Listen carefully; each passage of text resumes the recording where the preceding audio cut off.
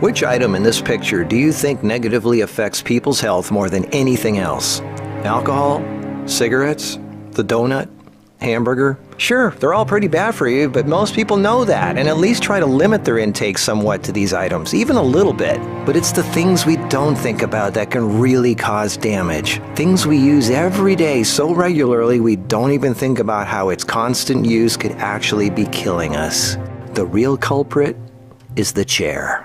We were given legs for a reason. Most third world cultures don't even have chairs, and they walk an average of 10 miles a day. We in the modern world, on the other hand, spend most of our entire waking days sitting down. People go right from bed to sitting on the toilet, after which they sit at the breakfast table, then they sit in the car as they drive to work and spend the entire day sitting at a desk, only getting up to sit in the toilet and in the cafeteria. Then they sit in the car to drive and sit at the local bar for happy hour. Then when they've had enough of that, they go drive home and spend the rest of the day sitting in a comfortable chair watching TV before they crawl to bed to recover from all the physical exertion that day. And when people go out, they sit at a restaurant or a movie theater. Sitting all day is far worse for you than you might think. A 2010 American Cancer Society study following over 123,000 people from 1993 to 2016 found these alarming results. People who were inactive and sat for over 6 hours a day were 94% more likely to die during the time period studied than those who were physically active and sat less than 3 hours a day.